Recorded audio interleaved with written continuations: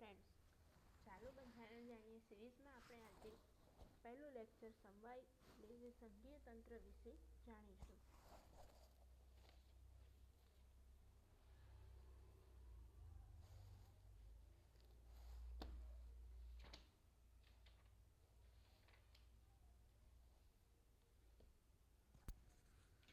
કોઈપણ દેશમાં બે વ્યવસ્થાઓ જોવા મળે છે, એક સમવાય વ્યવસ્થા અને એક એકાત્મક વ્યવસ્થા. જેમાં આપણે જોઈશું આજે સંઘીય વ્યવસ્થા. સમવાય વ્યવસ્થા એટલે કે એક એવી વ્યવસ્થા જેમાં દેશમાં દ્વિસ્તરીય સરકાર આવેલી હોય છે.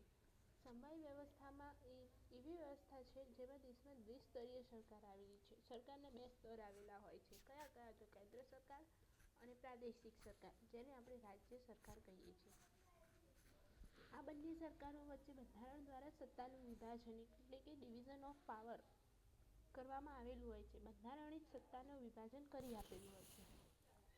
કેન્દ્ર સરકારના હાથમાં સત્તાનું કેન્દ્રીકરણ હોતું નથી. સમવાય તંત્રમાં કેન્દ્ર સરકારના હાથમાં જ તમામ સત્તાનું કેન્દ્રીકરણ હોતું નથી. તેમાં પ્રાદેશિક સરકારો પાસે પણ સત્તાઓ રહેલી હોય છે.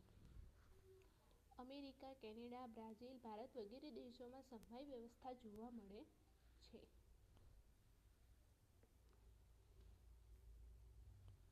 હવે આપણે જોઈએ કે સમવાય તંત્રના લક્ષણો. સમવાય તંત્રના લક્ષણોમાં શું શું આવે?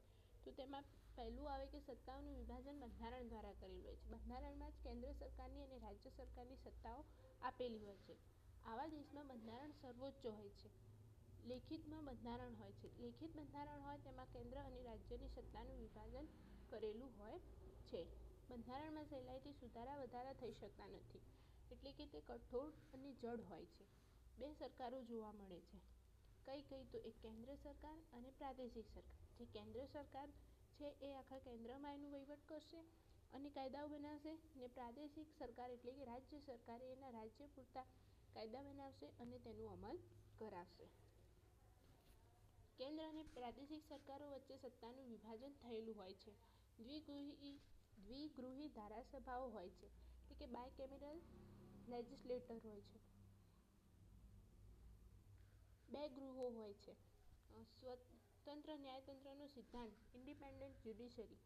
ઇન્ડિપેન્ડન્ટ જ્યુડિશરીનો સિદ્ધાંત એટલે કે સ્વતંત્ર ન્યાયતંત્રનો સિદ્ધાંત સ્વીકારવામાં આવેલો હોય છે. હવે જોઈએ સમવાય તંત્રના ફાયદા. કેન્દ્ર સરકારની જવાબદારીઓ ઓછી થઈ જાય છે. સમવાય તંત્ર હોય તો અમુક સત્તાઓ કેન્દ્ર જોડે ને અમુક સત્તાઓ રાજ્ય જોડે હોય, તો જે રાજ્ય જોડે સત્તાઓ છે તેમાં કેન્દ્ર ભાગ ભજવતું નથી, જેથી તેની કેન્દ્રની જવાબદારી ઓછી થઈ જાય છે. જેથી કેન્દ્ર રાષ્ટ્રહિતના મુદ્દાઓ પર વિશેષ ધ્યાન આપે છે. પ્રાદેશિક સરકારો પાસે સત્તા હોવાથી સ્થાનિક જરૂરિયાતોને ઝડપથી સંતોષી શકાય છે. પ્રાદેશિક સરકારો પાસે સત્તા હોય તો સ્થાનિક જરૂરિયાતોને આપણે ઝડપથી સંતોષી શકીએ છીએ. પ્રાદેશિક સરકારોમાં જે તે પ્રદેશના લોકોની ભાગીદારી હોવાથી લોકોને સ્વરાજ માટે તૈયાર કરી શકાય છે. આથી તે વધુ લોકતાંત્રિક હોય છે. ધર્મ, ભાષા, જ્ઞાતિ વિવિધતા ધરાવતા દેશો માટે સમવાય તંત્ર વધુ અનુકૂળ બને છે. ધર્મ, જ્ઞાતિ, ભાષા વગેરેની વિવિધતા ધરાવતા દેશો માટે સમવાય તંત્ર વધુ અનુકૂળ બને છે, કારણ કે તેમાં કેન્દ્ર પાસે અને રાજ્યો પાસે પણ સત્તાઓ હોય છે. ભારત વિવિધતામાં એકતા ધરાવતો દેશ છે, એટલે ભારતમાં સમવાય તંત્ર અપનાવેલું છે.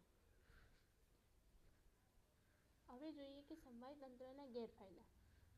ગેરફાયદામાં શું છે? તો કેન્દ્ર સરકાર અને પ્રાદેશિક સરકાર વચ્ચે અવારનવાર ઘર્ષણ થાય છે. કેન્દ્ર સરકાર અને પ્રાદેશિક સરકારમાં જો એક જ સત્તા પક્ષ હોય કે એક જ પાર્ટીનો સત્તા પક્ષ હોય તો તેમાં બહુ બધું અવારનવાર ઘર્ષણ થતું જોવા મળતું નથી. પરંતુ આપણે જોઈએ કે કેન્દ્રમાં અલગ સત્તા હોય અને રાજ્યમાં અલગ સત્તા હોય તો બંને વચ્ચે કેન્દ્ર રાજ્ય વચ્ચે ઘર્ષણ થતું જોવા મળે છે. ખૂબ ખર્ચાળ સાબિત થાય છે. સમવાય તંત્ર છે એ ખૂબ ખર્ચાળ છે. કેન્દ્રીય અને પ્રાદેશિક સ્તરે કાયદાઓ અને વહીવટમાં વિવિધતા હોવાને કારણે ઘણીવાર ગૂંચવાડા પણ ઊભા થતા હોય છે. હવે ધ્યાન રાખવા જેવી બાબત કે વિશ્વમાં અમેરિકા એ પ્રથમ અને સૌથી જૂની સંઘીય વ્યવસ્થા ધરાવે છે. અમેરિકા એ સંઘીય વ્યવસ્થા ધરાવે છે, પરંતુ એ સૌથી પ્રથમ અને સૌથી જૂની સંઘીય વ્યવસ્થા ધરાવે છે. ભારતના બંધારણમાં કેન્દ્ર અને રાજ્યો વચ્ચે સત્તાની વહેંચણી અનુસૂચિ 7માં દર્શાવેલી છે. ભારતના બંધારણમાં જે કેન્દ્ર અને રાજ્યો વચ્ચે સત્તાની વહેંચણી છે એ અનુસૂચિ 7માં દર્શાવેલી છે. જે મુજબ 3 યાદીઓ આપેલી છે. એક સંઘ યાદી, રાજ્ય યાદી અને સમવર્તી યાદી. જેમાં આપણે જોઈએ કે સંઘ યાદી. આ યાદીમાં રહેલા વિષયો પર કાયદા બનાવવાની સત્તા કેન્દ્ર પાસે છે. આમાં કાયદા બનાવે કોણ? તો કેન્દ્ર બનાવે. આ યાદીમાં હાલમાં 98 વિષય છે. મૂળ બંધારણમાં સંઘ યાદીમાં કુલ 97 વિષયો હતા. અત્યારે એમાં એક ઉમેરી અને વિષયો 98 કર્યા છે. બીજું જોઈએ કે રાજ્ય યાદી. આ યાદીમાં રહેલા વિષયો પર કાયદા બનાવવાની સત્તા રાજ્યો પાસે રહેલી છે. આ યાદીમાં હાલ 59 વિષયો છે. મૂળ બંધારણમાં 66 વિષયો હતા.